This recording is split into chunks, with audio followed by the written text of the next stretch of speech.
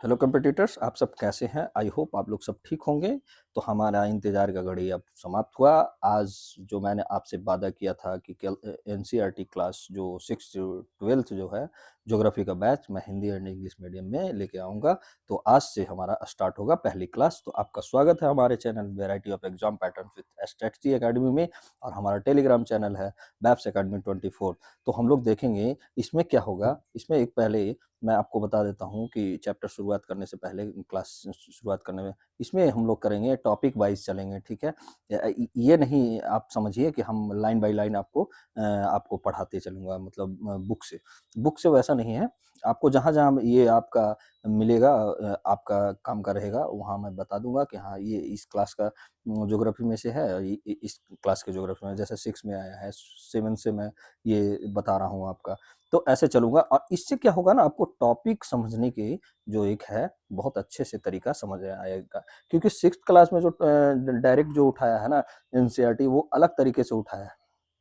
हमारे पास पहले तो शुरुआत से ही हम लोग नॉलेज लेते चलेंगे, तो इसलिए सबसे बेटर जो है फिजिकल ज्योग्राफी को हम लोग को समझने के लिए वो हमारा 11th का जो है भौतिक भूगोल का मूल सिद्धांत यानी फंडामेंटल ऑफ फिजिकल ज्योग्राफी, उसको समझने के लिए 11th क्लास का जो हम लोग ज्योग्राफी का चैप्टर नंबर 3 से शुरुआत कर रहे हैं। तो आइए देर किस बात का, पहले हम लोग समझते हैं। पहले हम लोग देखिए कि ये चैप्टर मैं आपके लिए लगा चुका हूँ आपका इंग्लिश एंड हिंदी में।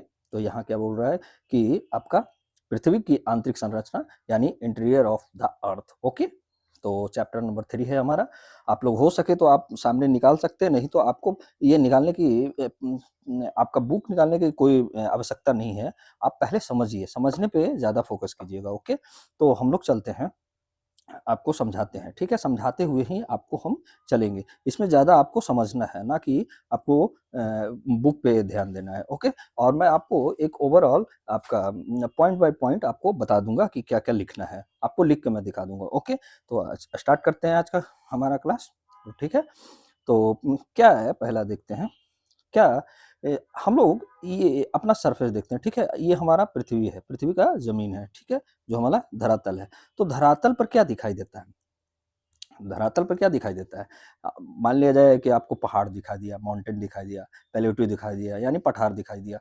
तो ये जैसे देखिए, माउंटेन जो होता है बड़ा होता है, और प्लेट्यू जो होता है हमारा छोटा होता है। आपको ये मैं आपका जब चैप्टर धीरे-धीरे पढ़ेगा ना, तो ये बढ़ेंगे ना हम लोग, तो ये भी आपका मतलब क्लियर हो जाएगा कि किसे कहते हैं और कैसे कहते हैं। ओके, तो ये जो हमारा माउंटेन हो गया ना, ये माउंटेन हो गया, और ये हमारा जो प्लेटू हो गया, इसका फॉर्मेशन कैसे हुआ? तो रॉक से बना हुआ है। कैसे? रॉक से बना, चट्टानों से बना हुआ है। तो हमारा पृथ्वी भी क्या है ऐसा, ये पृथ्वी है, तो इसके आस-पास वाले क्षेत्र जो है ना, ये जो गोल से, और ये जो राउंडिंग मैं कर रहा हूँ, ये भी कैसे अवस्था है? तो ये ठोस अवस्था है। क्यों? क्योंकि हमें पता है कि ये चट्टानों से बना हुआ है, और इसी को क्या कहा जाता है? लिथोस्फीयर। क्या कहा जाता है? लिथोस्फीयर, जिसको स्थलमंडल कहा जाता है। ओके, स्थलमंडल कहा जाता है। और इसमें ये जो बनने का फॉर्मेशन जो होता है, क्या होता है इसमें? आपका 2 फोर्स लगता है। क्या? 2 बल लगता है। एक तो बाहरी बल लगता है आपका, और एक आंतरिक बल लगता है। ओके, तो बाहरी बल मतलब क्या हो गया? जैसे मतलब इसको बाहरी बल का जो इंग्लिश होता है एक्सोजेनिक, एक्सोजेनिक, एक्सोजेनिक फोर्स, और ये अंतर्जात बल का होगा एंडोजेनिक, एंडोजेनिक। ओके, तो आपको ये एक्सोजेनिक में जो होता है, एक्सोजेनिक में होता है क्या आता है फोर्स, कैसा फोर्स लगाएगा? जैसे हो गया आपका रेनफॉल, ओके, जिसको वर्षा बोलते हैं, रेनफॉल हो गया, आपका सनलाइट हो गया यानी सूर्य प्रकाश हो गया, और आपका आंधी तूफान हो गया। ओके, ये सब क्या है? आपका बाहरी फोर्स है। ओके, अब एंडोजेनिक हम लोग जो फोर्स किसको बोलते हैं, एंडोजेनिक जो फोर्स किसको बोलेंगे?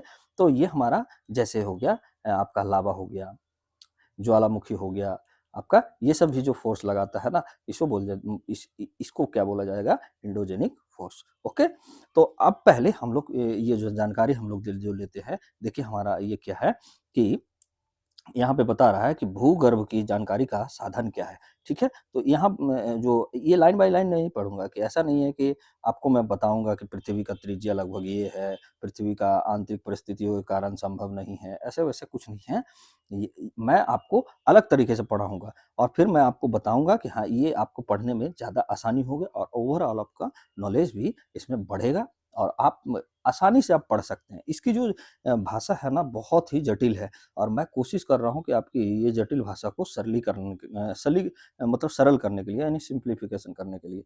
तो हमारा क्या है कि source of information about the interior. Okay, तो आगे बढ़ते हैं हम लोग। तो जानकारी जैसे हम लोग सरफेस की जो इंटीरियर का जानकारी कैसे प्राप्त करेंगे, तो हमारे पास क्या-क्या साधन है। ओके, इंटीरियर का जो जानकारी प्राप्त करने का साधन हम लोग देखते हैं। तो एक तो होता है आपका 2 सोर्स है। ठीक है? सोर्स कितने हैं? कितने प्रकार के? 2 सोर्स प्रकार। एक तो होता है आपका डायरेक्ट डायरेक्ट सोर्स, आप लोग लिखते चलिएगा और एक हो गया आपका इनडायरेक्ट सोर्स इनडायरेक्ट सोर्स। मतलब क्या हो गया? प्रत्यक्ष और अप्रत्यक्ष। ओके? तो हमारा अब हम लोग देखते हैं कि हमारा पहले चलते हैं कि प्रत्यक्ष सोर्स में क्या-क्या है। या यानी डायरेक्ट सोर्स में। तो डायरेक्ट सोर्स में हमारा क्या हो जाएगा? सबसे पहला उदाहरण हो जाएगा मतलब इसका। तो सोर्स क्या है? लावा। जब बाहर निकलता है यानी ज्वालामुखी जब उद्गार होता है तो लावा निकलता है। तो यहाँ पे क्या हो गया? ये हमारा लावा क्या हो गया? आपका डायरेक्ट सोर्स हो गया, यानी ज्वालामुखी उद्गार डायरेक्ट सोर्स हो गया। और जब हम माइनिंग करते हैं ना, जब हम खनन करते हैं तो उससे भी हमको क्या होता है? प्रत्यक्ष सोर्स प्राप्त होता है। कैसे? मान लिया जाए, पहले तो हम लोग लावा के बारे में जानेंगे, ज्वालामुखी के बारे में जानेंगे क्या कि जब ये क्या होगा जब मतलब लावा जब निकलता है ना, तो लावा जब ठंडा होने नीचे क्या रहता है? मैग्मा न रहता है। मैग्मा इसका नाम होता है। और जब ऊपर यही आ जाता है, ये जैसे मान लिया सरफेस हुआ, ये ऊपर आ गया तो ये क्या कहलाएगा? लावा कहलाएगा। नीचे इसको क्या कहा जाता है? मैग्मा कहलाता है। मैग्मा कहा जाता है। ओके, तो लावा को लावा ही बोला जाता है और मैग्मा को मैग्मा ही बोला जाता है इंग्लिश में भी। तो क्या होता है जब ये ठंडा होता है तो ये निर्माण करता है माउंटेन का और आपका प्लेटू का निर्माण करता है। तो हमारा प्रत्यक्ष स्रोत में क्या हो गया? एक तो हो गया आपका लावा और दूसरा हो गया आपका माइनिंग जो हम लोग करते हैं, रॉक माइनिंग एरिया जो होता है उसको भी हम लोग करते हैं। अब यहाँ पे क्या है आपका कि क्या कहा जाता है कि जैसे माइनिंग किए, ठीक है?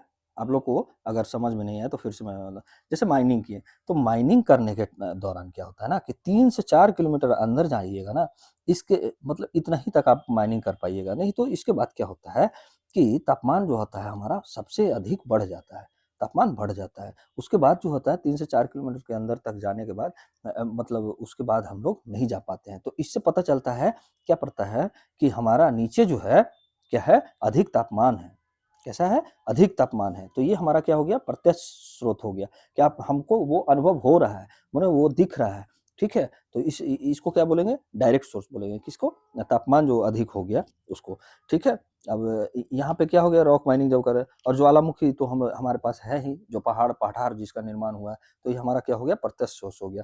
और इसी में क्या कहा गया है ना कि रसिया जो है रसिया वाले क्या किए हैं आर्कटिक रीजन में क्या कर दिए हैं डीप ओशियन ड्रिलिंग प्रोजेक्ट चलाए हैं। क्या? डीप ओशियन आपका ड्रिलिंग प्रोजेक्ट चलाए हैं। ड्रिलिंग प्रोजेक्ट में हुआ है जिसका नाम क्या दिया है? कोला।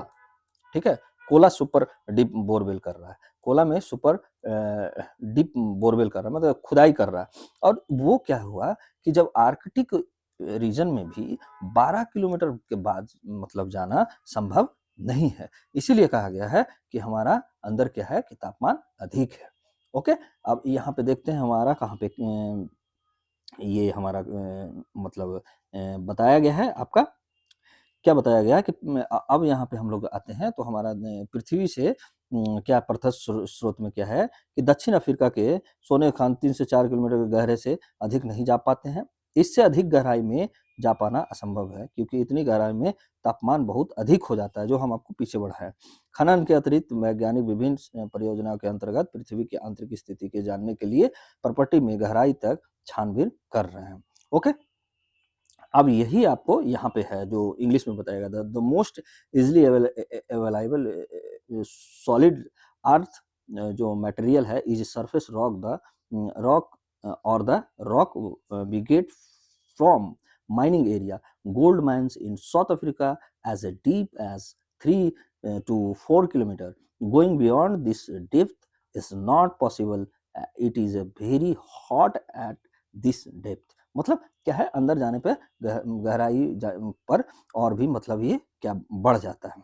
ओके, अब यहाँ पे देखिए इंग्लिश में यहाँ पे लिखा गया है जो हम आपको पीछे बताए थे कि अफ्रीका जो है, सॉरी रसिया जो है, रसिया क्या है, डीप ओशियन ड्रिलिंग प्रोजेक्ट चलाया है and integrated ocean drilling project the क्या है ये है डीपेस्ट जो ड्रिल एट कोला, कोला में कर रहा है इन आर्कटिक ओशियन में। ओके, कहाँ के उसमें क्या है, has so for reached A depth of 12 kilometre, मतलब इससे ज्यादा वो अधिक नहीं जा पा रहा है। ओके, यही मैं आपको समझाया। आगे बढ़ते हैं हम लोग। तो आई होप आप लोग समझ रहे होंगे।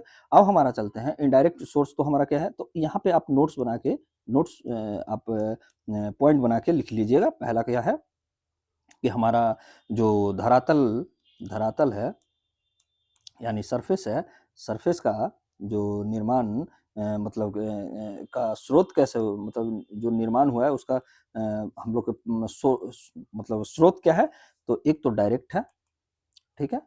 तो डायरेक्ट में अभी लिखिएगा, डायरेक्ट सोर्स में क्या लिखिएगा, अभी डायरेक्ट सोर्स में आपका लावा हो गया और आपका ये माइनिंग एरिया हो गया। ओके, तो ये आप लिखिएगा। तो डायरेक्ट सोर्स में आप क्या लिखिएगा, lava and mining area, rock mining area, खुदाई जो कर रहे हैं रॉक माइनिंग एरिया। ओके, तो ये हमारा डायरेक्ट सोर्स हो गया। तो डायरेक्ट सोर्स में आप लोग लिख लीजिएगा खुद से बना के। अब यहाँ पे इनडायरेक्ट में चलते हैं। तो इनडायरेक्ट सोर्स में हम लोग देखते हैं कि क्या क्या है। डायरेक्ट सोर्स तो हमें पता चल गया। इनडायरेक्ट सोर्स क्या पता चलता है कि जब भी क्या होता है कि हम लोग क्या होता है कि जब हम लोग माइनिंग कर रहे हैं ना, जब हम लोग माइनिंग कर रहे हैं तो अंदर जाने पे तापमान सिर्फ महसूस हो रहा है, और क्या हो रहा है कि दबाव बढ़ने से क्या हो रहा है, दबाव बढ़ जाता है, मतलब प्रेशर ज़्यादा अधिक होता है। ये सिर्फ क्या लगाया जा रहा है, ये अंदाज़ा लगाया जा रहा है। तो जो अंदाज़ा लगाया जा रहा है ना, उसको हम लोग क्या बोलेंगे, इनडायरेक्ट सोर्स बोलेंगे। क्या बोलेंगे, इनडायरेक्ट सोर्स बोलेंगे। और दूसरा क्या है कि मीटियोर्स जो होता है, मीटियोर्स जो होता है, उल्काएँ, उल्काएँ, तो उल्काएँ को जब उसमें जाँच मतलब किया जाता है ना प्रयोगशाला में, उसका जाँच किया जाता है, तो उसमें से क्या मिलता है, जो भी खनिजों और उसके तत्वों का जो मिलता है ना, तो वो क्या है, खनिज और तत्व उनके पृथ्वी से मिलता-जुलता है, उसके मिनरल्स वगैरह। तो इससे भी क्या है कि कुछ समानताएँ पाया गया, मतलब कुछ इक्वलिटी पाया गया किसमें, उल्काएँ एवं पृथ्वी के तत्वों से और खनिजों से। तो इसी आधार पे क्या कहा जा रहा है ना कि ये भी एक इनडायरेक्ट सोर्स हो गया। तो मीटियोर्स भी एक इनडायरेक्ट सोर्स हो गया। अब हमारा थर्ड क्या हुआ कि जो ग्रेविटी है, ग्रेविटी है, यानी जो गुरुत्वाकर्षण है, उससे भी गुरुत्वाकर्षण बल है, उससे भी हम लोग पता लगाते हैं। कैसे, क्या होता है, मान लिया जाए, देखिए क्या है कि हमारा पृथ्वी है ये, तो ये जो है ना, ये आपका यहाँ से सेंटर से क्या होता है, पोल हमारा क्या होता है, नज़दीक होता है, ठीक है। और आपका इक्वेटर होता है जो अधिक दूरी होता है। तो यहाँ पे क्या हो गया ना कि जब क्या बनाता है हमारा, जब ग्रेविटेशनल जो होता है ना, ग्रेविटी जो होता है, क्या हमारा होता है, जब पोलों पर क्या होता है, हम लोग को पता है कि अधिक होता है। क्यों होता है? क्योंकि ये पोल से नज़दीक रहता है, तो इसलिए ग्रेविटी क्या होगा, हमारा अधिक होगा, और यहाँ पे इक्वेटर पर कम होता है क्योंकि ये दूरी बढ़ता है। तो इसलिए क्या हो गया कि जब नज़दीक रहेगा तो क्या हो जाएगा, हमारा ग्रेविटी आपका बढ़ेगा, और जब दूरी होगा तो ग्रेविटी घटेगा। तो इसी कारण हम लोग कह सकते हैं कि पृथ्वी की जो आंतरिक संरचना में बदलाव जो होता है, में जो बदलाव है ये किसके कारण है, तो ग्रेविटी के कारण भी है। पृथ्वी का आंतरिक संरचना का बदलाव ग्रेविटी के कारण भी माना जा सकता है। तो ये हमारा इनडायरेक्ट सोर्स हो गया। अब हो गया, एक होता है मैग्नेटिक सोर्स भी हो जाता है, जैसे भूकंप हुआ। भूकंप जो हमारा क्या है समझने का ये है कि कितने तेजी से जो सिस्मिक ग्राफ से हम लोग जो पता लगाते हैं, तो कितने तेजी से ये आ रहा है उसका भी हम लोग पता लगाते हैं। ओके, तो ये भूकंप भी हमारा क्या हो गया, इनडायरेक्ट सोर्स हो गया। एक हम लोग अनुमान लगाते हैं। ओके, और एक आपको वर्ड आएगा आपका ग्रेविटी एनोमली। ओके, तो ये क्या होता है, मतलब इसको क्या कहा जाता है, गुरुत्वीय विसंगति। विसंगति, तो ये वर्ड आप समझ लीजिए, विसंगति क्या है, गुरुत्वीय विसंगति मतलब क्या हुआ है कि जो घटना होना चाहिए था, जो होना चाहिए था वो नहीं होता है, तो उसी को क्या कहा जाता है, विसंगति कहा जाता है या एनोमली कहा जाता है। ओके, तो आई होप आप लोग समझ समझ रहे होंगे। और यही जो है आपको क्या है कि ग्रेविटी बदलने के कारण ही पृथ्वी के अंदर पदार्थ एक जैसा नहीं है। ग्रेविटी बदलने के कारण क्या है, हमारा पदार्थ भी जो अंदर का पदार्थ जो पृथ्वी के अंदर एक एक तरह का नहीं है, क्योंकि कहीं अगर ग्रेविटी दबाव कहीं ज्यादा बढ़ रहा है या गुरुत्वाकर्षण कल जहाँ कहीं ज्यादा है, तो उसका क्या होगा, उसका भी तो प्रभाव पड़ेगा ना। तो हम लोग अप्रत्यक्ष सोर्स में अब क्या लिख सकते हैं, आप लोग नोट्स बनाइएगा। तो सेकंड नंबर में अप्रत्यक्ष सोर्स, तो आपका माइनिंग एक्टिविटी डालिएगा यहाँ पे, फर्स्ट हो गया। सेकंड आपका हो गया क्या, मेटियोर्स हो गया, मेटियोर्स मतलब उल्काएं। थर्ड आप लोग क्या डालिएगा, ग्रेविटी, ग्रेविटी एनोमली डालिएगा, विसंगति। फोर्थ क्या जाइएगा, ग्रेविटेशनल, ग्रेविटेशन। आप फिफ्थ में क्या डालिएगा, मैग्नेटिक सोर्स डालिएगा। ओके, मैग्नेटिक सोर्स डालिएगा। और सिक्स्थ में क्या डाल दीजिएगा आप लोग, आप अर्थक्वेक, अर्थक्वेक डालिएगा, यानी भूकंप डालिएगा। ठीक है, भूकंप। तो हमारा 6 है जो आपका इनडायरेक्ट है। अब हम लोग थोड़ा सा आते हैं बाद में, आगे बढ़ते हैं। आपको थोड़ा सा मैं ये दिखाने का कोशिश कर रहा हूँ कि ये कहाँ पे है आपका, तो फॉर्मेशन का आधार आप देख लेते हैं हम थोड़ा सा, बुक में कहाँ पे दिया हुआ है। तो बुक में हमारा कहाँ पे दिया हुआ, देखिए अप्रत्यक्ष सोर्स में क्या कहता है ना, अप्रत्यक्ष सोर्स में कहता है कि पदार्थ के गुण धर्म के विश्लेषण से पृथ्वी के आंतरिक भाग की भी अप्रत्यक्ष जानकारी प्राप्त होता है। जैसे खनन क्रिया से हमें पता चलता है कि धरातल की गहराई बढ़ने के साथ साथ तापमान एवं दबाव में वृद्धि होती है। इतना ही नहीं, यह भी पता चलता है कि गहराई बढ़ने के साथ साथ क्या होता है, पदार्थ का घनत्व भी बढ़ता है, यानी घनत्व भी बढ़ता है। तो जब घनत्व बढ़ेगा तो क्या होगा, जब जिसका अधिक घनत्व रहता है वो अंदर जाता है, यानी सॉलिड का रूप लेता है। और क्या होगा, तापमान दबाव एवं घनत्व में इस परिवर्तन की दर को आंका जा सकता है। ओके, तो हम लोग आपको हम समझा चुके हैं। यही आपका इंग्लिश में भी आपका दिया हुआ है। ओके, आपका इंग्लिश में भी दिया हुआ है आपकी, ठीक है। देखिए यहाँ पे क्या कर रहा है, आपका इंग्लिश में यहाँ पे लगाया हुआ है, यहीं पे आपका दिया हुआ है, फर्स्ट पेज में ही दिया हुआ है आपका। ये देखिए, एक मिनट, आपका कहाँ गया, डायरेक्ट सोर्स और indirect source. 1 minute wait, wait, indirect source हो सकता है आगे पीछे लगा होगा। हाँ देखिए यहाँ पे आगे पीछे लग गया मेरा। ये आपको क्या है कि analysis of properties of the matter indirectly provides information, okay, about the interior. We know through the mining activity that temperature and pressure increase with the increasing distance from the surface towards the interior in depth, okay, deeper depth, okay। तो यही है, moreover it is also known that the density of the material also increase with depth। मतलब जितना भी हम बढ़ रहे हैं तो उसके साथ क्या बढ़ रहा है, हमारा घनत्व भी बढ़ रहा है। तो यानी क्या हो जाएगा ना ये, मतलब ये कि आपका एक और चीज समझने का है कि यहाँ पे कि जब आपका डेप्थ जो बढ़ रहा है ना, डेप्थ जब बढ़ेगा तो आपका क्या होगा, आपका डेंसिटी भी बढ़ेगा। तो डेप्थ इजकल टू डेंसिटी, मतलब डेप्थ जितना जाएगा उतना ही डेंसिटी आपका बढ़ेगा, मतलब जितना गहराई जाएगा उतना ही आपका घनत्व भी बढ़ेगा। तो हम लोग जान चुके हैं। अब हम लोग आगे आते हैं आपका, आगे में हम लोग देखते हैं अब क्या है कि पहले ये जानते हैं। तो अब क्या हो गया हमारा, जो अब तो हमें पता चल गया कि लिथोस्फीयर जो है, स्फीयर जो है हमारा, स्थल मंडल जो है, स्थल मंडल क्या है, ये कैसा है, ठोस है, मतलब सॉलिड है। स्थल मंडल हमारा कैसा है, सॉलिड है।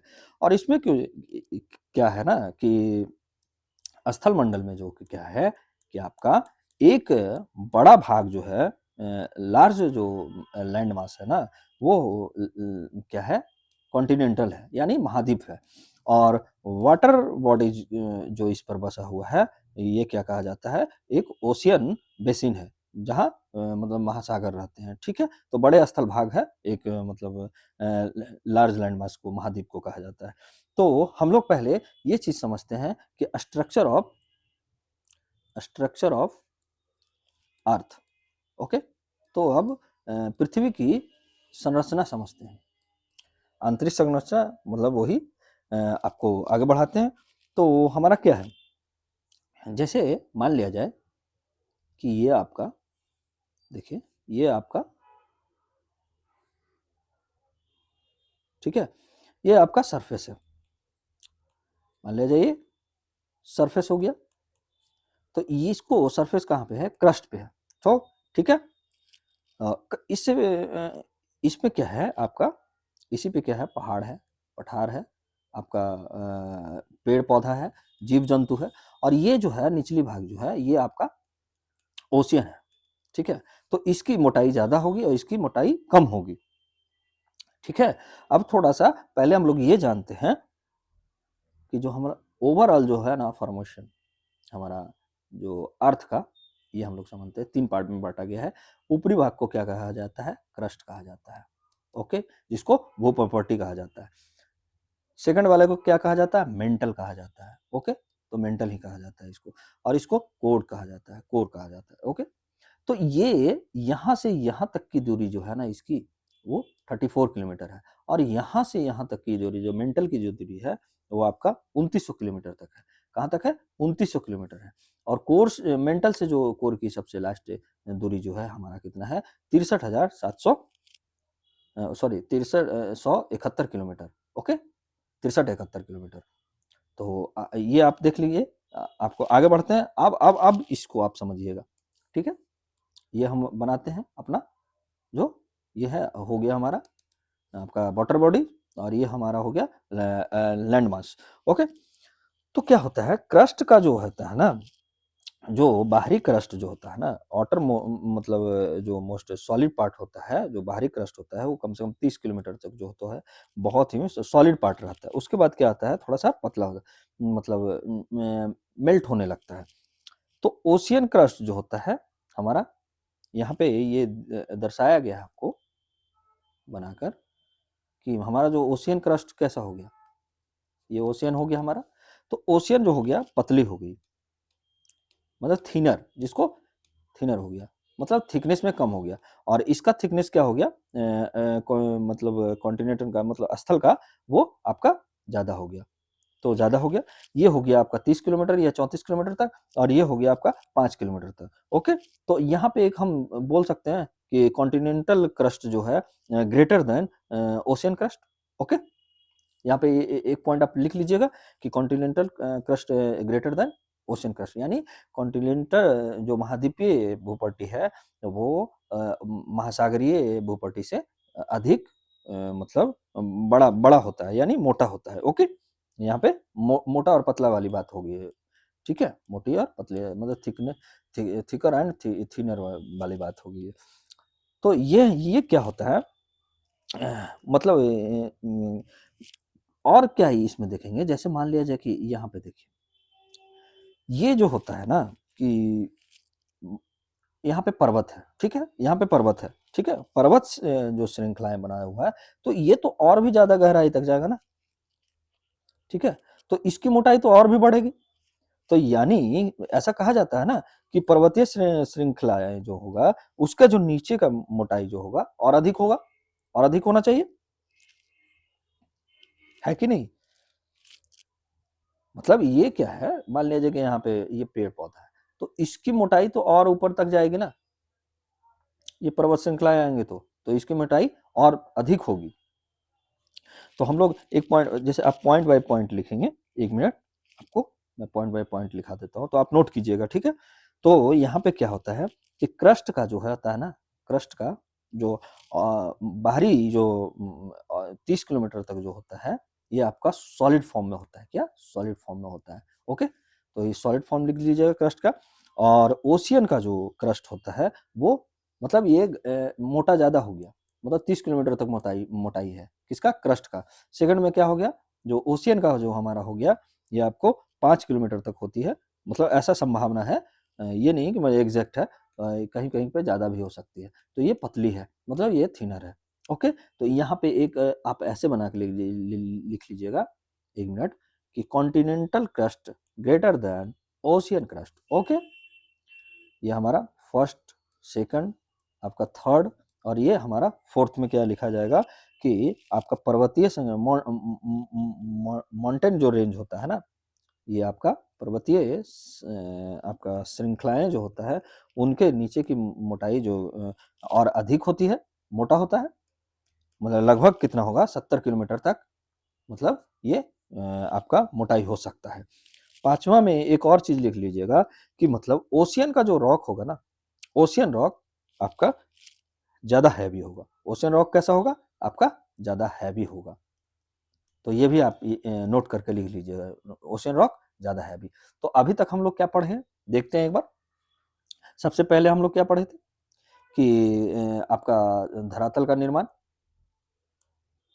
मतलब ये सॉरी, आपका इंटीरियर जो भी है स्ट्रक्चर कैसा है, तो हमारे इसके जानकारी के पृथ्वी के आंतरिक संरचना की जानकारी के लिए दो स्रोत चाहिए था।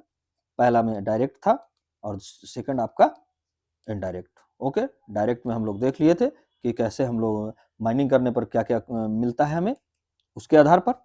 और सेकंड में जो हो गया हमारा जो लावा निकलता है और ज्वालामुखी जो होता है, निकलती है, उससे भी हमें जानकारी मिलता है।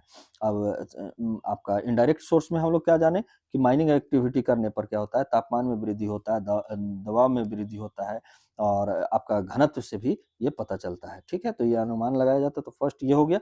सेकंड में क्या हो गया? उल्काएं, मिटियोर्स के बारे में। आपका थर्ड में आपका हो गया मतलब ग्रेविटी जो एनोमली है, इसके बारे में हम लोग पढ़ें। फिर फोर्थ है ग्रेविटेशनल फोर्स जो हो गया हमारा, और फिफ्थ जो हो गया मैग्नेटिक सोर्स हो गया, और सिक्स जो हो गया अर्थक्वेक हो गया। ओके, और फिर हम लोग अब क्या जाने हैं कि जो लिथो स्फीयर है, मान लिया जाए कि जो स्ट्रक्चर हम लोग जानने की कोशिश किए, तो पहला में हम लोग देखे कि क्रस्ट के बारे में हम लोग जाने हैं। तो क्रस्ट कितने तक है? तो 34 किलोमीटर तक इसकी। और फिर उसके बाद क्या है? मेंटल का आ जाता है, तो मेंटल कितने तक है? 2900 किलोमीटर तक है। ओके, और आपका कोर कितना दूरी तक है? आपका 6371। ओके, 6371 किलोमीटर तक। ओके, तो ये ऐसे करके आप नोट करते चलिएगा, इससे आपको नोट्स भी बन जाएगा आपका। आगे बढ़ते हैं आगे, और हम लोग क्या पढ़े हैं कि क्रस्ट के बारे में थोड़ा सा हम लोग ज़्यादा जानकारी लिए हैं। तो क्या कहा जाता है, क्रस्ट का जो लैंड वाला जो भाग है, वो लैंड मास वाला जो भाग है, वो अधिक मोटा रहता है। और इसमें भी लैंड मास वाला में जब पर्वतीय श्रृंखलाएं पाया जाता है, तो वो कम से कम 70 किलोमीटर तक आपका अधिक मोटा रहता है। ओके, फिर इसमें इसमें एक और चीज़ पढ़ें कि ओशियन का जो क्रस्ट रहता है, वो आपका पतली रहती है। ओशियन क्रस्ट कैसा रहता है? पतली रहता है। इसलिए हम लोग क्या जानेंगे कि continental crust greater than ocean crust. Okay, और एक चीज़ और जानेंगे कि जाने हम लोग ओशियन जो क्रस्ट होता है वो क्या होता है, वो हैवी रॉक से बना होता है, हैवी रॉक से बना होता है। ओके, अब हम लोग आगे बढ़ते हैं थोड़ा। अब क्या हुआ कि हम लोग जैसे ये आपका सॉरी, 1 मिनट, ये हमारा क्या हो गया? आपका क्रस्ट हो गया। ठीक है, तो क्रस्ट हो गया ये हमारा। तो क्रस्ट में से क्या हो गया? और ये मेंटल हो गया। ठीक है, ये मेंटल हो गया हमारा। तो मेंटल में से क्या हो गया? यहाँ से हमारा जो क्या हुआ, ऊपर जो निकलता है वोल्केनो निकलता है, यानी आपका ज्वालामुखी, यानी लावा निकलता है। तो लावा कैसे निकलता है कि यहाँ पे क्या रहता है? हाई टेम्परेचर रहता है। ठीक है, यहाँ पे क्या रहता है? मेंटल के पास क्या रहेगा? हमारा हाई टेम्परेचर रहेगा। ओके, मेंटल के पास हाई टेम्परेचर रहा। तो लावा से क्या पता चला कि पृथ्वी के अंदर क्या हो गया, हमारा तापमान अधिक है। लावा जब निकलता है तो लावा हमारा कैसा निकलता है, लावा हमारा गर्म ही निकलता है।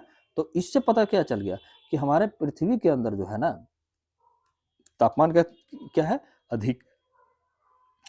ठीक है, और वो क्या कर देता है कि चट्टानों को क्या कर देता है, लावा पिघला देता है। ठीक है, पिघला दिया हमारा चट्टानों को। और तापमान का अधिक होना किसके कारण होता है, तापमान का अधिक होना किसके कारण होता है, तो रेडियोधर्मी पदार्थ जो होते हैं अंदर पाए जाते हैं, उन्हीं के कारण ये होते हैं। क्या, रेडियोधर्मी पदार्थ मतलब रेडियो एक्टिव एलिमेंट्स के कारण ही वो पदार्थ मतलब तापमान का अधिक होना ही उसी का कारण बनता है। और एक चीज और होता है हम लोग का, इसमें लिखा हुआ है कि मतलब एवरी 30 मीटर्स इन डेप्थ क्या होता है, 1 डिग्री सेल्सियस जो टेम्परेचर होता है इंक्रीज करने लगता है। मतलब प्रत्येक 32 मीटर पे आप गहराई पे जाओगे तो आपका तापमान कितना बढ़ेगा, आपको 1 डिग्री सेल्सियस तापमान बढ़ता है। तो इससे क्या पता चला लावा से हम लोग को, लावा से क्या पता चला हम लोग को कि हमारे पृथ्वी के अंदर तापमान है, मतलब हाई टेम्परेचर है। ओके, तो हाई टेम्परेचर का पता होल करने से पता चला। अब आगे बढ़ते हैं हम लोग कि थोड़ा सा और इसके बारे में थोड़ा हम लोग जानकारी लेते हैं। तो हमारा ये एक बार और फिर से बनाएंगे। आपको समझ में आ रहा है ना, समझ में आ रहा है या नहीं समझ में आ रहा है, तो मैं आपको आपको एक बार और क्लियर कर देता हूँ। ओके, देखिए क्या है, ये आपका क्रस्ट हो गया, ये आपका मेंटल हो गया। ठीक है, क्रस्ट हो गया, मेंटल हो गया, और आपका ये कोर हो गया। ओके, तो क्रस्ट पे हमारा क्या है, लिथोस्फीयर यानी स्थल मंडल है। उसके बारे में जनाऊंगा, बताऊंगा कि ये लिथोस्फीयर जो आपका है ना बना हुआ, कैसे हम लोग का बन पाया। ओके, ये भी मैं आपको बताऊंगा। आपका क्या हुआ कि मेंटल मेंटल से जो हुआ आपका, एक बार और चलते हैं हम लोग, पता चल गया कि क्रस्ट कौन है, मेंटल कौन है। तो यहाँ पे क्या होता है ना कि यहाँ पे हाई टेम्परेचर होता है। कैसे पता चला मेंटल में, तो ये क्या हुआ, हमारा लावा जब निकलता है तो लावा क्या है, गर्म रहता है। तो इससे हम लोग अनुमान लगाए कि मतलब अंदर भी, अनुमान क्या है, मतलब ये पता लगा कि हमारे पृथ्वी के अंदर जो है तापमान अधिक है, और वो चट्टानों को क्या कर रहा है, पिघला देता है।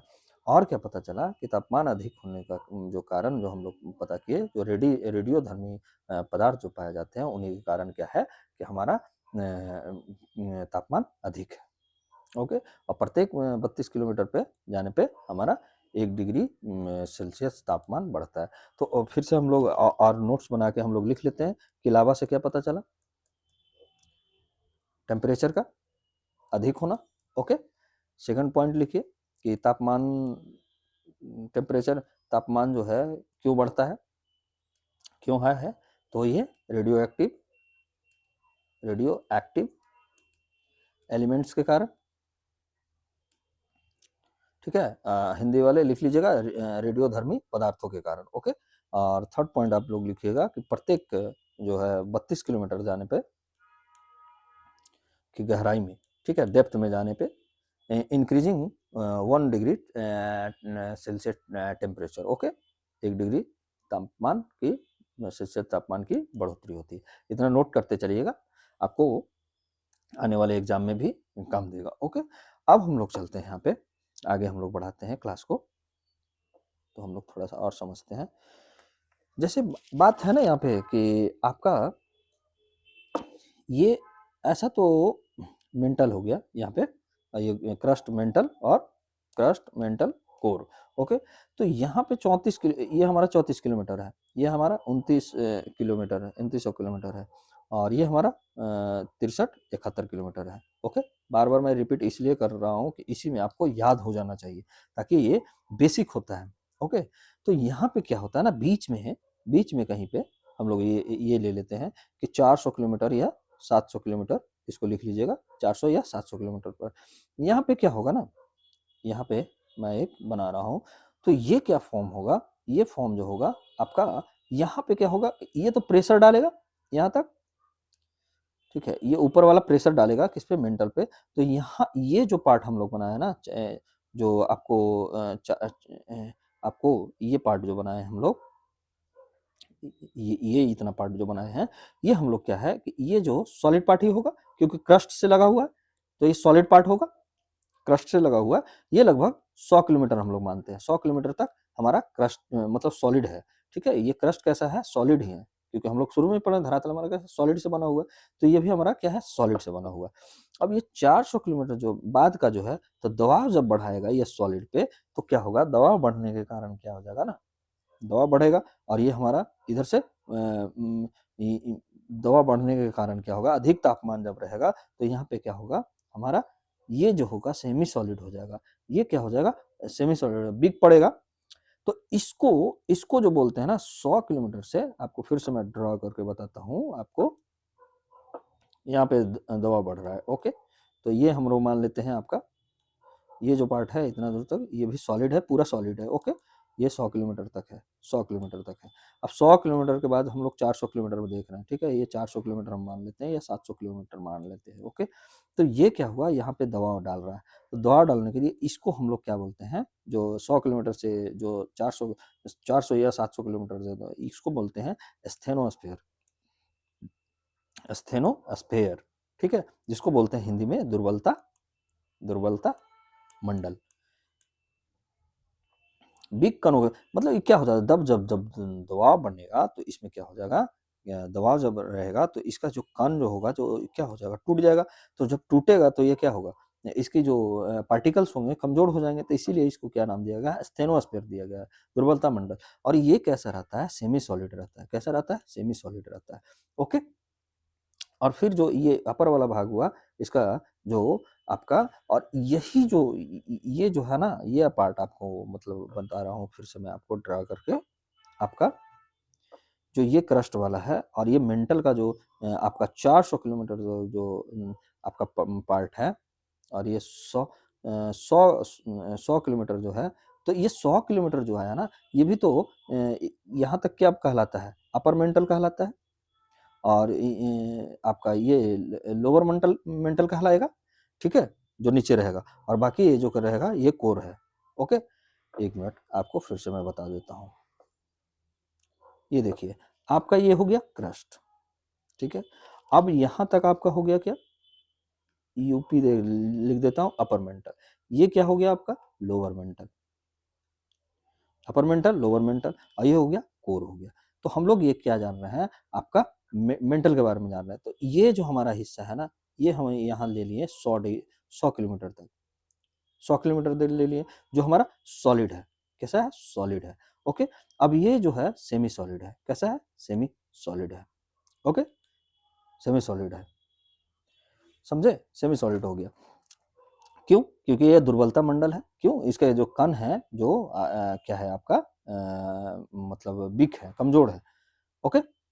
अब हम लोग क्या करते हैं कि अब हम लोग जो लिथोस्फीयर जो है ना, उसके बारे में जानते हैं, जो हमारा कहा जाता है कि आपको कम से कम मतलब आपका जो क्लास 6 में आप देखिएगा कि लिथोस्फीयर के बारे में बताया गया, क्लास सॉरी 6 क्लास में, ओके। तो हम लोग अब क्या जानेंगे कि ये जो हमारा लिथोस्फीयर का निर्माण कैसे हुआ उसके बारे में जानेंगे। तो ये क्रस्ट हो गया हमारा, ये आपका मेंटल हो गया आपका, तो मेंटल का अपर मेंटल हो गया। तो हम लोग कहेंगे ना, जब 100 किलोमीटर तक ले रहे हैं तो ये अपर मेंटल का ही भाग ले रहा है ना। जैसे क्रस्ट तो हमारा 34 किलोमीटर तक ही है, और इसका भाग कुछ और लिए तो ये 100 किलोमीटर आ गया, ओके, अंडरस्टैंड। आई थिंक आप लोग समझ रहे होंगे। तो हमारा क्या हो जाएगा, जो क्रस्ट तो आ जाएगा 34 किलोमीटर तक आ जाएगा, और कुछ भाग जो होगा अपर मेंटल का जो भाग रहेगा, जैसे 100 किलोमीटर हम लोग ले रहे हैं जो लिथोस्फीयर मानते हैं, तो ये क्या हो गया, हमारा लिथोस्फीयर बनाएगा। तो लिथोस्फीयर मतलब हो गया क्या, एक नोट करके लिखिएगा, लिथोस्फीयर का हो गया क्या, कि किससे बना हुआ है, तो crust plus upper mantle part, upper mantle का अपर मोस्ट जो पार्ट होता है, अपर मोस्ट जो मेंटल पार्ट होता है, उससे उससे बना हुआ है। तो यानी इसका क्या है, 0 से 100 किलोमीटर तक लिथोस्फीयर का मतलब भाग्य है, ओके। तो ये क्लास 6 में अभी आपको और 7 में भी आपको दिया गया है, आप एक बार देख लीजिएगा। तो यही समझाना था हमें कि हम लोग इतना देर से जो asthenosphere और दुर्बलता मंडल जो बोल रहे थे, हम लोग क्रस्ट हुआ, फिर यहाँ पे 100 किलोमीटर तक से सॉलिड ही रहता है, ये पूरा सॉलिड ही रहा। फिर उसके बाद सेमी सॉलिड आया जिसको asthenosphere कह रहा है, जो आपका दुर्बलता मंडल कहलाया। फिर उसके बाद आपका लोअर मेंटल कहलाया। ये इसी के लिए, जानकारी के लिए हम लोग इतने देर से ये कर रहे थे। ओके, तो अब क्या हो गया, आप मतलब एक नोट करके लिख सकते हैं ऐसे, नोट करके कि लिथोस्फीयर जो हो गया आपका, क्या हो गया, लिथोस्फीयर, ये इसको मानते हैं। तो ये कितने दूर तक है, 100 किलोमीटर तक है, 100 किलोमीटर मानते हैं। इसके बाद क्या हो गया आपका स्थेनोस्फीयर, स्थेनोस्फीयर स्फीयर, ये आपका क्या, कितना दूर तक, 400 किलोमीटर या 700 किलोमीटर तक। ओके, ये आप याद रखिएगा। आगे बढ़ते हैं हम लोग, नेक्स्ट पे चलते हैं। तो अब हमारा क्या होगा, अब हमारा क्या होगा, फिर से हम लोग देखते हैं। तो यहाँ पे फिर से एक बार ये करते हैं। तो ये मेरा क्या हो गया, क्रस्ट हो गया। क्रस्ट कैसा है हमारा, सॉलिड है, सॉलिड है, ठीक है, 34 किलोमीटर यानी, और 100 किलोमीटर, ये 100 किलोमीटर ये भी हमारा सॉलिड है। अब क्या हो गया, यहाँ पे जो है सेमी सॉलिड हुआ, semi solid. Okay, semi solid, ये दुर्बलता मंडल हो गया आपका, दुर्बलता मंडल, जिसको स्थेनोस्फीयर कहते हैं। ओके, अब यहाँ पे हमारा क्या हो जाएगा, एक मिनट आपको फिर से मैं बताता हूँ, आप नहीं समझ पा रहे होंगे आई थिंक। मेरे पास अभी उतना इंफ्रास्ट्रक्चर सही नहीं है, तो मैं आपको नहीं बता पा रहा हूँ। आप जो बोर्ड पे सही से नहीं हो रहा है, लेकिन तब भी मैं कोशिश कर रहा हूँ आप तक पहुँचाने के लिए। तो ये हमारा क्रस्ट हो गया, तो ये हमारा कैसा है, सॉलिड है। ओके, सी मतलब ये हमारा कहाँ तक है आपका, 34 किलोमीटर तक है। और यहाँ भी जो है 100 किलोमीटर हम लोग यहाँ पे मान लेते हैं, ये भी सॉलिड है, ठीक है, सॉलिड पार्ट ही है। अब यहाँ पे थोड़ा सा हम लोग डॉट डॉट डॉट करके देते हैं। तो ये अपर मेंटल है, ठीक है, जिसको स्थेनोस्फीयर बोला गया है, स्थेनोस्फीयर। ओके, दुर्बलता मंडल, दुर्बलता मंडल। ओके, ये हमारा कहाँ तक है आपका, 400 किलोमीटर या 700 किलोमीटर तक। ओके, अब यहाँ पे जो हमारा ये लोअर मेंटल जो होगा, ये हमारा कैसा होगा, लोअर मेंटल जो होगा, लोअर मेंटल जो होगा हमारा सॉलिड होगा। ओके, सॉलिड है, ये कैसा है, सॉलिड है, जिसको मध्य मंडल भी बोला जाता है, जिसको मीजोस्फीयर भी बोला जाता है। ओके, आपका ये आ गया आपका 2900 किलोमीटर तक। अब यहाँ पे हम लोग कोर के बारे में जानेंगे। तो हम लोग मेंटल के बारे में भी जान चुके हैं, तो अब हम लोग आते हैं कि कोर के बारे में थोड़ा सा हम लोग जानते हैं। तो हमारा कोर कैसा है, अभी तक हम लोग जो जाने हैं, जो देखिएगा क्लास 7 में आपको, क्लास 7 में आपको बताया गया होगा, जो हम आपको सिंप्लीफाई कर देते हैं।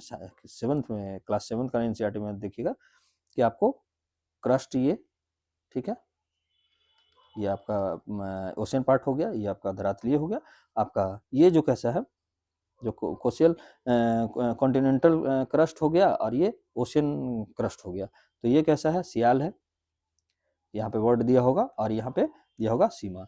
ओके, तो ये क्या है आपका, सिलिका और एल्युमिनियम, और यहाँ पे हो गया सिलिका और मैग्नीशियम। ओके, और मेंटल जो बना हुआ है हमारा, फिर से मैं आपको छोटा में बताता हूँ, थोड़ा ज़्यादा बड़ा हो गया आपका। ओके, तो ये हमारा क्या हो गया, कॉन्टिनेंटल क्रस्ट जो हो गया हमारा, सीमा यानी सीमा। और ये हो गया सॉरी, सियाल, एक मिनट, एक मिनट, ये हमारा क्या हो गया, कॉन्टिनेंटल क्रस्ट आपका सियाल। ओके, और ओशियन क्रस्ट जो हमारा हो गया आपका सीमा। और हमारा जो मेंटल है, मेंटल जो है वो मेंटल जो बना हुआ है हमारा, किससे बना हुआ है, तो ये सीमा से बना हुआ है। मैं आपको इसका बता रहा हूँ। और कोर जो बना हुआ है हमारा, कोर जो बना हुआ है नीफे से। ओके, नीफे से। तो हमारा क्या हो गया, एस आई का मतलब हो गया silica, silica, silica. Okay, SILICA, silica. अब हो गया मैग्नीशियम, एम ए से हो गया क्या, मैग्नीशियम, मैग्नीशियम। ओके, आपका निफे का मतलब NI से हो गया आपका निकेल।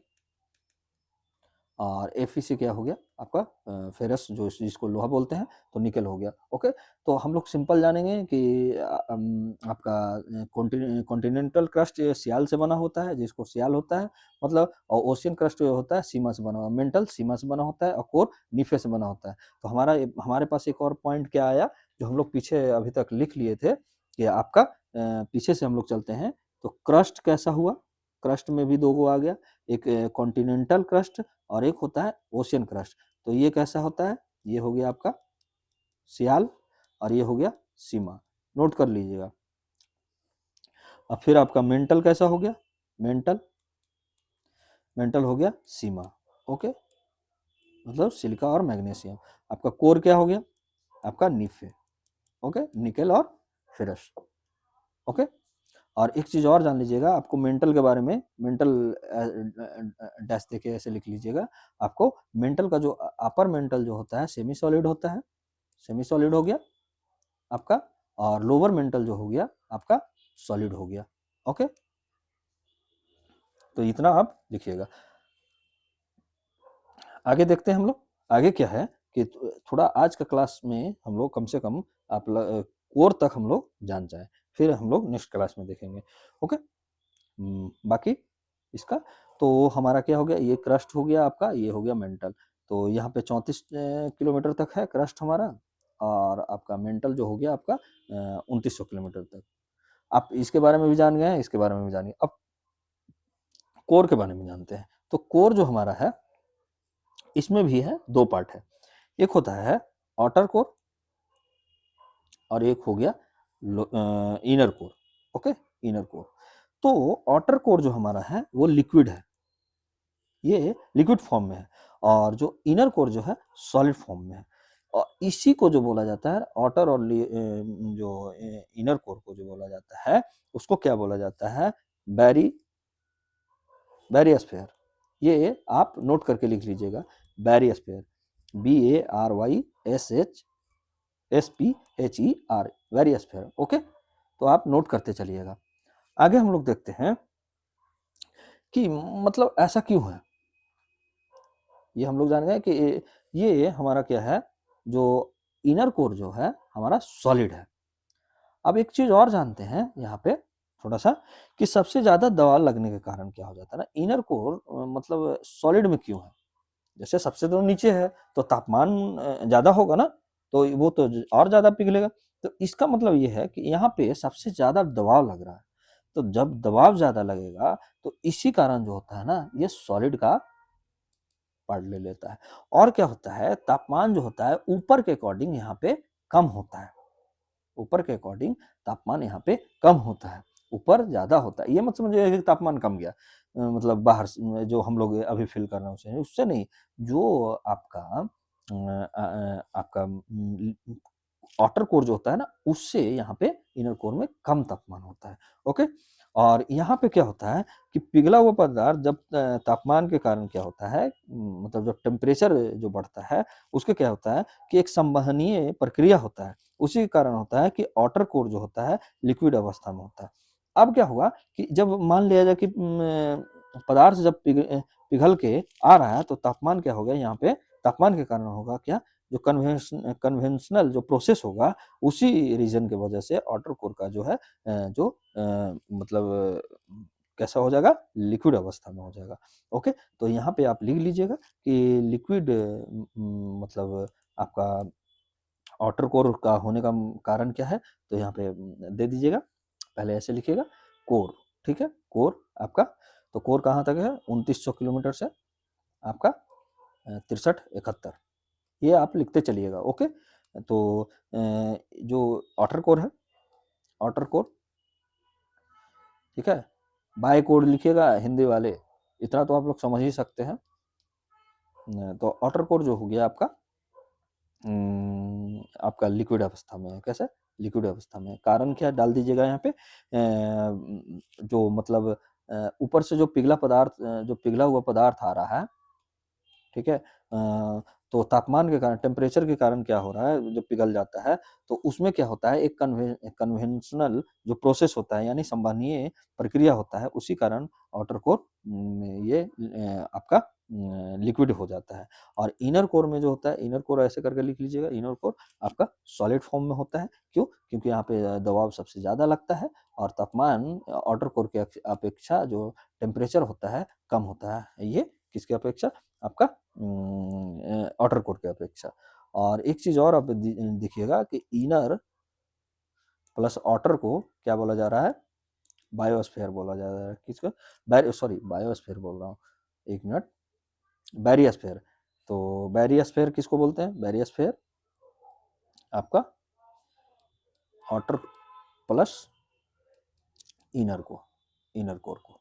ओके, तो आज हम लोग इतना ही रखते हैं कि थोड़ा और कर ले,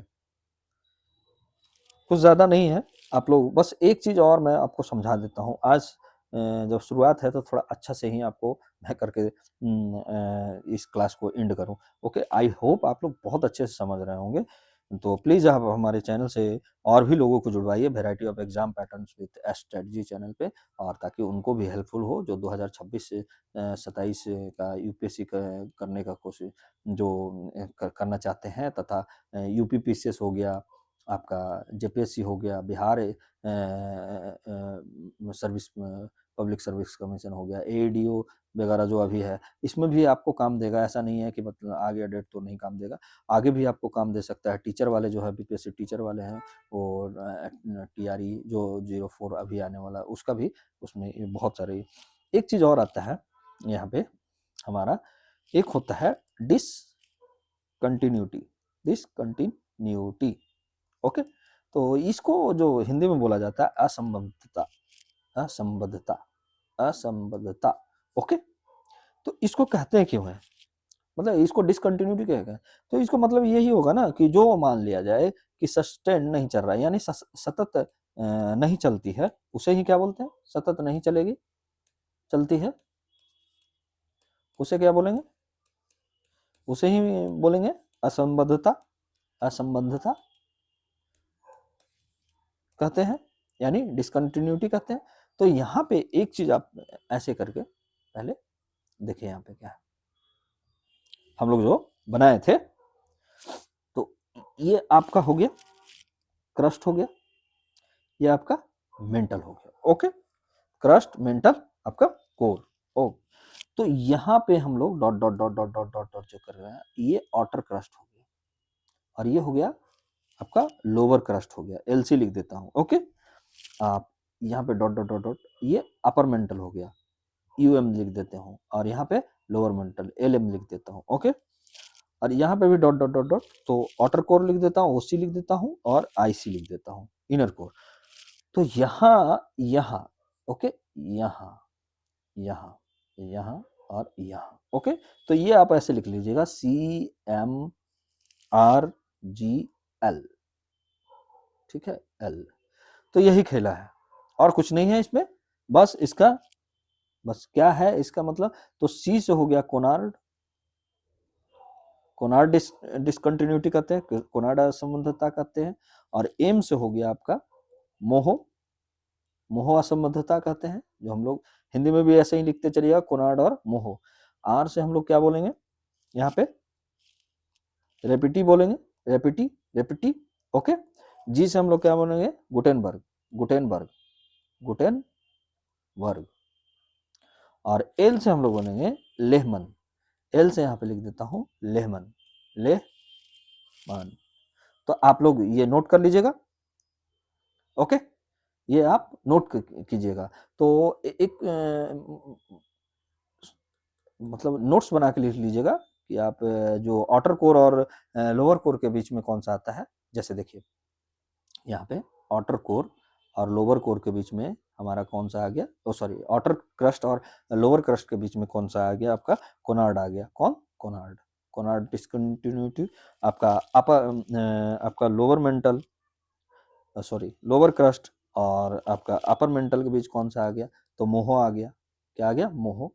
आपका अपर मेंटल और लोअर मेंटल के बीच कौन आ गया? तो आपका आ गया रेपिटी, रेपिटी, ओके। आपका लोअर मेंटल और आउटर कोर के बीच में कौन आ गया, तो ये गुटेनबर्ग आ गया, गुटेनबर्ग, ओके, गुटेनबर्ग आ गया। आपका आउटर कोर और इनर कोर के बीच में कौन आ गया, तो आपका लेहमैन आ गया, लेहमैन आ गया, लेहमैन आ गया, ओके। तो आई होप आप लोग बहुत अच्छे से आप नोट कर चुके होंगे भी, आपको जहाँ जहाँ आपको चाहिए वो आप समझ सकते होंगे। और एक नोट बना के और आप लोग और लिख लीजिएगा, मैं आपको लिखवा ही देता हूँ कि अर्थ में जो है, अर्थ में अर्थ के जो क्रस्ट में है, अर्थ के जो क्रस्ट है, जो भूपट्टी है, उसमें कितना परसेंट क्या पाया जाता है। तो ऐसे आप पहले अर्थ का लिख लीजिएगा फर्स्ट में। तो पहले देखिए हम इसका ये लिखते हैं ऑक्सीजन, ऑक्सीजन कितना है क्रस्ट में, तो 46%। सेकंड में क्या लिखिएगा, सिलिकॉन लिखिएगा, सिलिकॉन, सिलिकॉन कितना है 28%। आपका एल्युमिनियम कितना है, एल्युमिनियम आपका 8%। लिखते जाइएगा प्लीज। आयरन कितना है, मतलब लोहा कितना है आपका 5%। और मैग्नीशियम कितना है आपका Mg आपका 4%। ये होगा फर्स्ट, तो नोट करके लिखिएगा। फर्स्ट में अर्थ का जो क्रस्ट में क्या कितने प्रतिशत में पाए जाते हैं, कितने परसेंटेज में, तो ऑक्सीजन आपका 46%, सिलिकॉन आपका 28%, एल्युमिनियम आपका 8% और आयरन आपका 5% और मैग्नीशियम आपका 4%, ओके। अब नेक्स्ट में हम लोग देखते हैं कि होल अर्थ में, होल अर्थ में आपका कितना परसेंटेज पाया जाता है, क्या क्या। तो होल अर्थ में हम लोग देखते हैं, तो फर्स्ट में देखते हैं कि आयरन जो होता है हमारा, लोहा सबसे ज़्यादा पाया जाता है होल अर्थ में, 35% पाया जाता है। ऑक्सीजन हमारा सेकंड नंबर पे आएगा, 30% पाया जाता है, 30% पाया जाता है, ओके। मैग्नीशियम जो हमारा होता है वो हमारा होता है 13%, यानी 13%, ओके। और सिलिकॉन जो होता है आपका आपका 15%, ओके, 15%। और निकल जो हमारा होता है वो आपका 2.4%, 2 पॉइंट आपको 2.4%, ओके। ये आप जरूर नोट कर लीजिएगा। तो आज का क्लास यहीं तक। नेक्स्ट हम लोग जो आगे बढ़ेंगे, नेक्स्ट क्लास कल जो हम लोग लाएंगे वो आगे करेंगे, ओके। आप एक बार आप जाके अपना जो एनसीईआरटी है वो बुक आप देखिएगा, आपको जरूर जहाँ जहाँ मैं बताऊँ क्लास 6 में आपका है, आपका क्लास 6 का भी देखिएगा कि जो चैप्टर नंबर जो निकालिएगा आप क्लास 6 में भी आप जाके देखिएगा कि वहाँ पे भी आपको बताया गया है, 7 में भी बताया गया है। और ऐसे क्लास आप 11th का जो आप निकालिएगा ज्योग्राफी चैप्टर नंबर 3, वहाँ से हम लोग शुरुआत किए हैं। और ओवरऑल आपको जहाँ जहाँ टॉपिक में किस बुक में किया गया है आपको बताया गया है ये टॉपिक से, तो वहाँ भी हम आपको उसका ओवरऑल मैं लेके चल रहा हूँ, ओके। तो आपको कैसा लग रहा है मेरा क्लास, आप ज़रूर हमें कमेंट करके बताइएगा। और प्लीज़ इसे ज़्यादा से ज़्यादा शेयर कीजिए और हमारा channel variety of exam pattern with strategy को आप सब्सक्राइब कीजिए और लाइक कीजिए। और कल फिर मिलते हैं, धन्यवाद। और हमारा सुबह में द हिंदू का आपका द हिंदू का भी क्लास चलता है, आप वहाँ से करंट अफेयर का भी आप ले सकते हैं, द हिंदू एनालिसिस कर सकते हैं आप वहाँ से। और हमारा जो अभी बीपीएससी एईडीओ का और जो बिहार दरोगा है ना, उसके लिए भी मैं आपका एमसीक्यू से आपको मैं पॉलिटी का शुरुआत किया हूँ, वो भी टॉपिक वाइज है, वो भी आप जाके पढ़ सकते हैं। ऐसा नहीं कि स्पेशल किसी एक ही के लिए है, ओवरऑल सारे एग्जाम में आपको काम करे। आज मैंने करवाया है आपका प्रियम्बल, प्रियम्बल का, और प्लस में सिटीजनशिप, ठीक है, प्रस्तावना और नागरिकता का, ओके। तो आज के लिए बस इतना ही, फिर कल मिलते हैं, धन्यवाद।